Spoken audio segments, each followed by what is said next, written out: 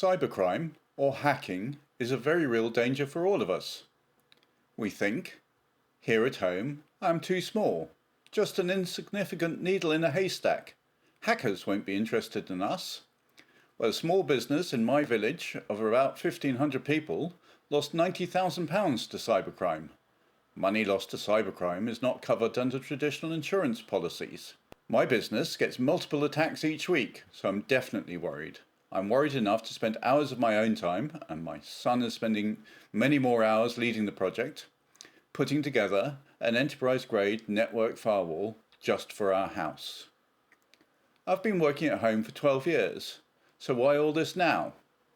2 reasons. Firstly, I'm working from home all day, every day, so a lot more of my business is going through my home network.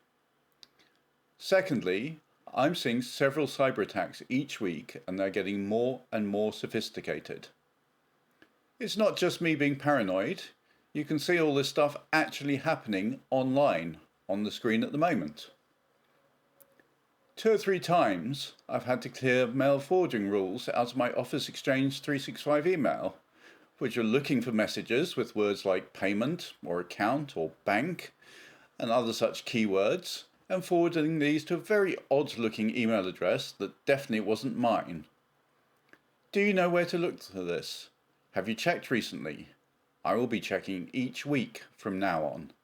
So here I am outside a normal house in these challenging times of lockdown.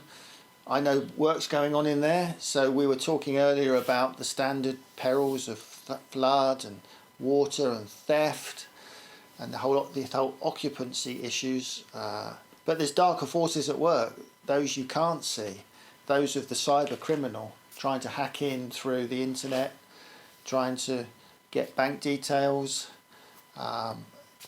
So it's a real force, and if we're going to start working from home more than ever on a regular basis, the idea that we are more diffuse as a target doesn't really hold good, because we're all linked to the internet. So I think cyber insurance is something that we're going to have to recognise is a necessary reality.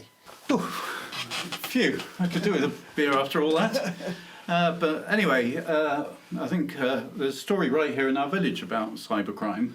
There's a local business runs actually an excellent ski tour operator, and he was paying quite a substantial insurance premium on his fleet of vans that do the transfers from the airport up to the resorts, and somebody managed to sit in the middle of the email, so what's called a man-in-the-middle attack. And what they do is they get hold of the emails, and they can actually change what's in the emails and let them send on.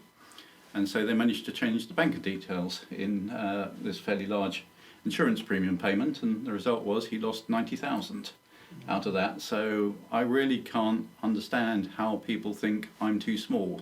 If something can happen here for a relatively small business in a pretty small village, it can happen to anyone, anywhere. Yeah, that's really sad. But I mean, you know me, Chris. I know about as much about computers as I do about an Etch-a-Sketch. So, am I really going to have to beef up my security well beyond my technical means? I mean, surely I'm just uninsurable, aren't I? Well, no, Roger. It's actually insurers have sort of grappled with that issue for a while. So it started off where you had to fill in a form that looked like you had sort of a master's in computing or something like that. But now they've boiled it down to 5 fairly basic questions, which will be on the screen now. And most people can answer those. If you can't answer those, well, certainly we can help you, or we can introduce you to some local IT support guys who certainly can and help make sure that it's all set up for you. Well, I understand that, I think. And certainly I would benefit from some expert help that you could introduce me to make sure that I have got the proper protections in place. But surely cyber insurance is just really expensive, isn't it?